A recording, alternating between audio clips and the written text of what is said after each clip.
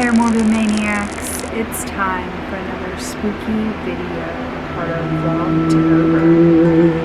And for tonight's spooky video, I'm going to be talking all about the old hospital on College Hill. Now, before I get into my video here, I just wanted to say that if you're new here, hello, my name is Melanie, and over here we post nothing but straight up paranormal content all throughout the year. It's Halloween 24/7 over here, but for the month of October we post nothing but paranormal content for 31 days straight, simply for your enjoyment. If you are interested in that, please feel free to stick around, subscribe, and become a morbid maniac. Located in Williamson, West Virginia, the old hospital sits on top of College Hill, originally named the Williamson Memorial Hospital, and otherwise known as the Old Hospital of College Hill. It was named after Wallace J. Williamson, who was the son of Benjamin Williamson. Benjamin Williamson once owned the land that is now known today as the city of Williamson. The Williamson Memorial Hospital first opened its doors on March 3, 1928, after a fire destroyed its original structure in the winter of 1926. It was built with funds from selling bonds to the business owners of the town, which were all paid off by 1939. The hospital would serve for over 60 years. It treated many individuals during its operation. Thousands would pass through its doors. It would experience birth, death, and trauma of all kinds. In 1979, the facility would be sold to Hospital Management Association, Inc. It would remain in use until 1988. The old hospital would be renovated and utilized as physicians' offices over the next 26 years. In 2014, the building would be used for storage, and in 2018 through 2019, Williamson Memorial Hospital would partner with the Tug Valley Area CVB to host paranormal tours during spooky season. Almost every tour would sell out as thousands would come to visit the old hospital building. And just recently in 2020, a man by the name of Charlie Hatfield would become the new owner of the hospital while teaming up with a woman by the name of Tanya Webb. They wanted to restore the former hospital.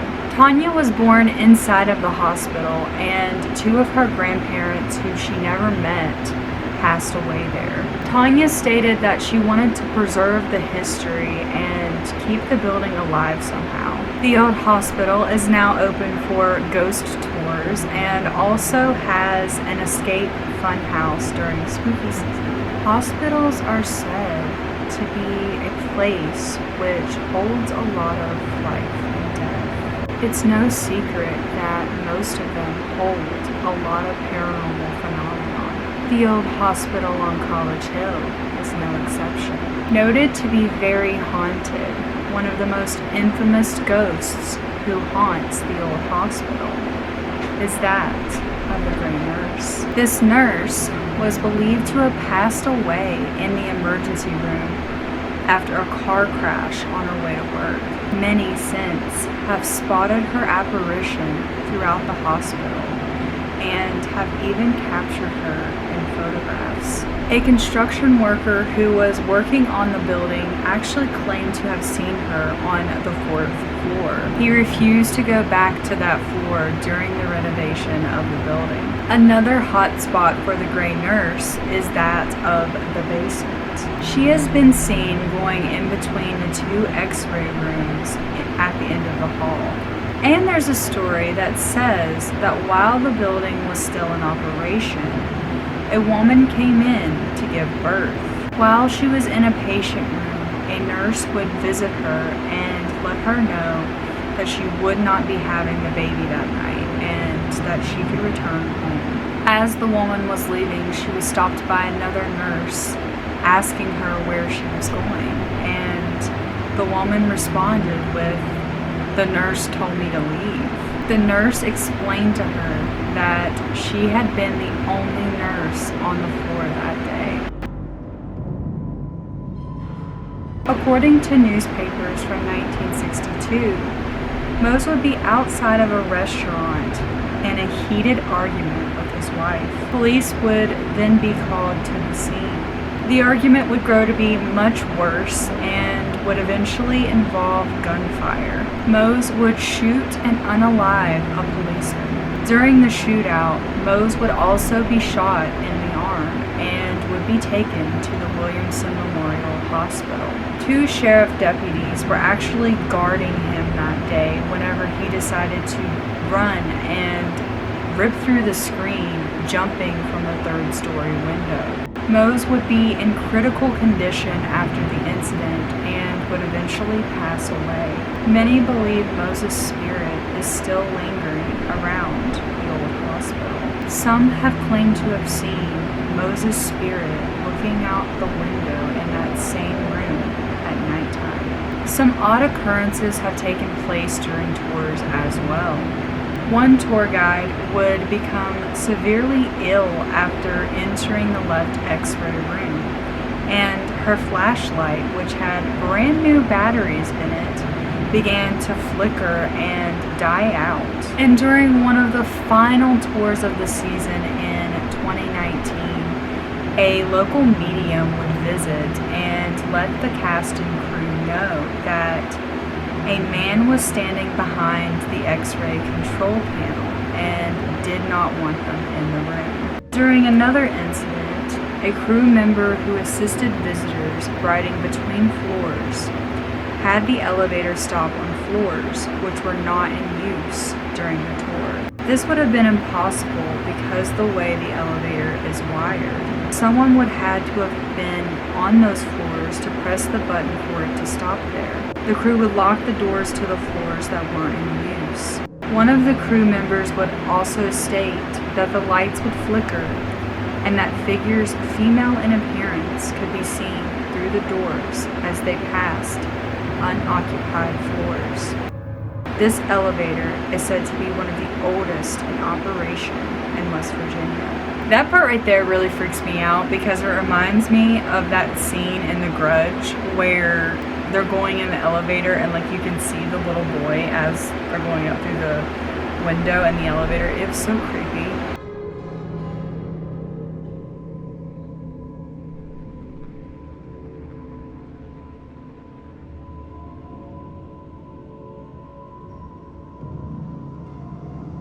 And on Halloween of 2018, a young woman by the name of Sheena Daniels was participating in one of the tours of the hospital.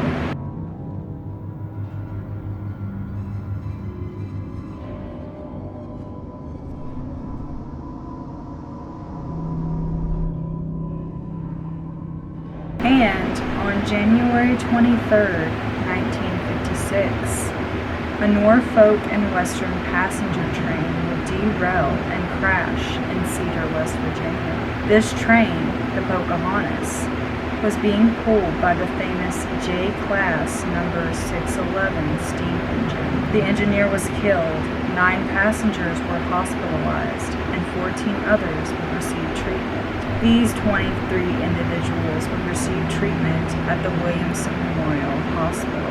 Another thing that I found really creepy about this hospital is that within the children's ward there is a morgue.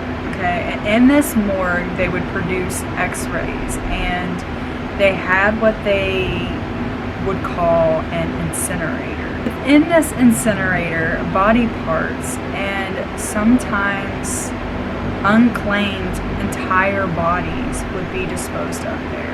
It is known to be a big hotspot in the building for paranormal activity. Another strange story within the hospital talks about Dr. Sultan. Dr. Sultan had owned a horse that was really ill and required surgery.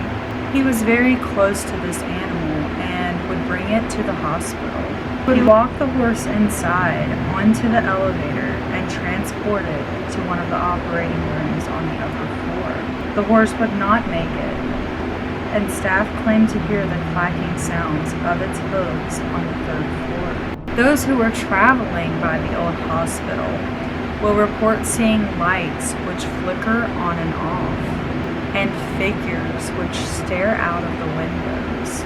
They have also reported shadow figures and smoke which seems to be coming from the top of the building. The Williamson police have been involved on multiple occasions with suspicions that someone may have broken into the building, but upon further inspection, there is nothing and no one there, and the building is completely locked up and safe. Disembodied voices have been heard, people have been touched, and doors will shut all on their own. So there is the story of the old hospital on College Hill. What do you guys think of this creepy place? Personally, I've never heard of this place, and I've lived in West Virginia all my life. I've always been into spooky stuff. I just found out about it recently, and I would love to visit there someday. I don't think it's too far from me, so that may be a future video. I hope you guys enjoyed this video. If you did, please give me a big old thumbs up.